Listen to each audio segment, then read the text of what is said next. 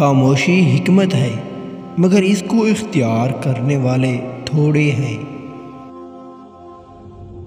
رسول اللہ صلی اللہ علیہ وآلہ وسلم نے ارشاد فرمایا، جو درجہ خاموشی کی وجہ سے انسانوں کو ملتا ہے وہ 60 برس کی نفل عبادت سے بہتر ہے۔ خاموشی کی فضیلت، فرمان مصطفیٰ صلی اللہ علیہ وآلہ وسلم، جو چپ رہا اس نے نجات پائی۔ اچھی بات یا خاموشی؟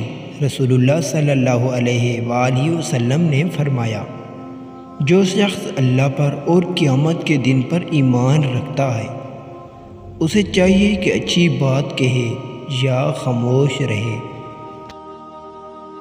نبی کریم صلی اللہ علیہ وآلہ وسلم نے فرمایا، جو شخص ایمان کے ساتھ چپ رہے گا اس کا سوال کرنا ایمان کے برابر ہے۔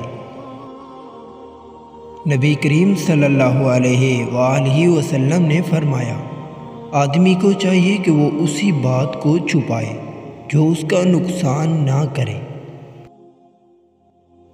نبی کریم صلی اللہ علیہ وآلہ وسلم نے فرمایا، جو شخص اپنی زبان کو حفاظت کر لے میں اس کو جنت کی زیارت کراؤں گا۔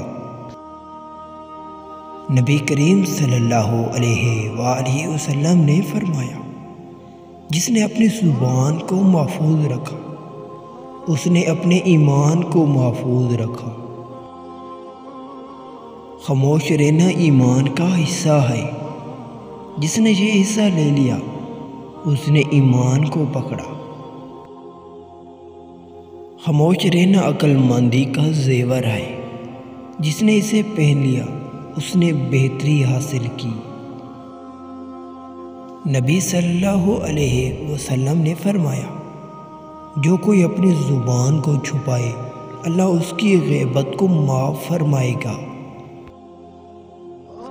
اگر کوئی تم سے غصہ کرے اور تم چپ رہو تو اس غصے کو مٹا دو۔ چپ رہنا عبادت ہے اور بات کرنا فتنہ ہے۔ جو اللہ کی راہ میں چپ رہا اس کی جماعت میں برکت ہوتی ہے۔